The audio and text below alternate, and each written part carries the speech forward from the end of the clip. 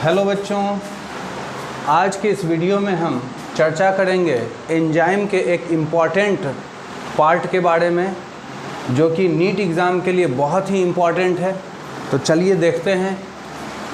Enzymes को हम लोग बायो कैटलिस्ट भी कहते हैं क्योंकि ये कैटलिस्ट की तरह काम करते हैं लेकिन बायोलॉजिकल सिस्टम में।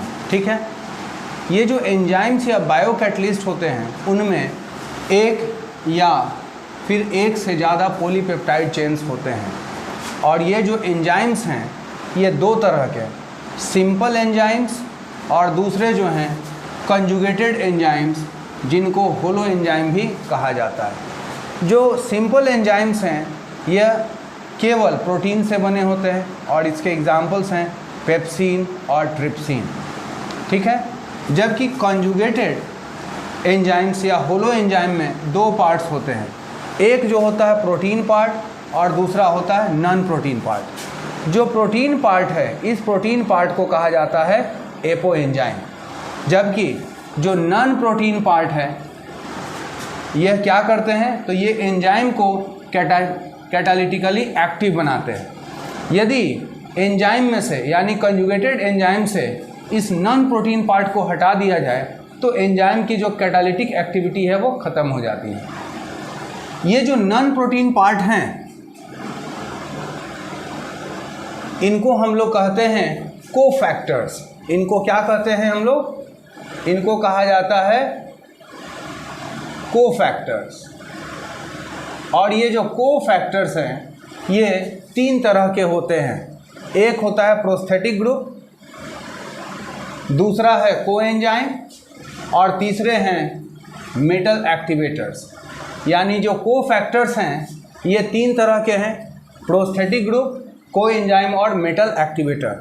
प्रोस्थेटिक ग्रुप जो है ये ऑर्गेनिक कंपाउंड्स होते हैं और ये एपो एंजाइम से टाइटली बाउंड होते हैं। एग्जाम्पल के लिए हीम ग्रुप ये प्रोस्थेटिक ग्रुप के रूप में पाया जाता है।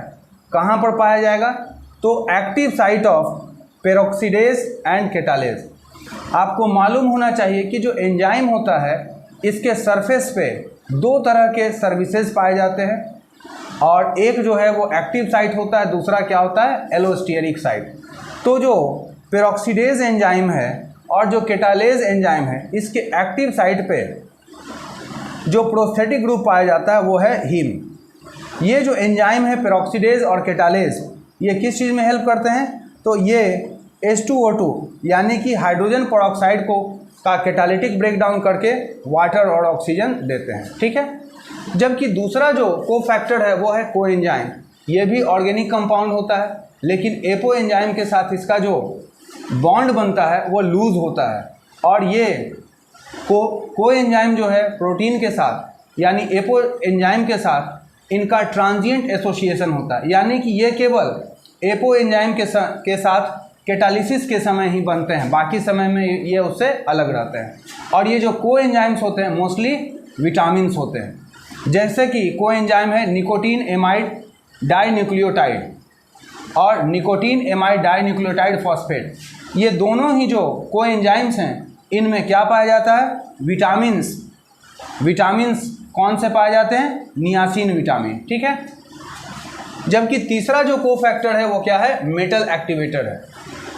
ये जो मेटल एक्टिवेटर्स हैं they form coordinate bond with side chains of active site. यानी एक्टिव साइट पे जो साइड चेन्स होते हैं उसके साथ ये कोऑर्डिनेट बॉन्ड बनाते हैं। साथ ही simultaneously they also form one और more coordinate bond with substrate, यानी कि ये सबस्ट्रेट के साथ भी, यानी मेटल एक्टिवेटर जो हैं ये एक्टिव साइट पे जो साइड चेन है उसके साथ कोऑर्डिनेट बॉन्ड बनाते हैं, साथ में सबस्ट्रेट के साथ भी एक या एक से ज़्यादा कोऑर्डिनेट बॉन्ड बनाते हैं। जैसे कि इसका एग्जांपल क्या है, जिंक जो है यह मेटल एक्टिवेटर के रूप में पाया जाता है एक प्रोटियोलाइटिक एंजाइम में जिसका नाम क्या है, कार्बोक्सीपेप्टिडेज। ठीक है, तो ये जो पोर्शन है ये एंजाइम का बहुत ही इम्पॉर्टेंट पोर्शन है जिससे हर साल नीट एग्ज़ाम में लगभग क्वेश्चन पूछे जाते हैं। इसको आप नोट कर लीजिए।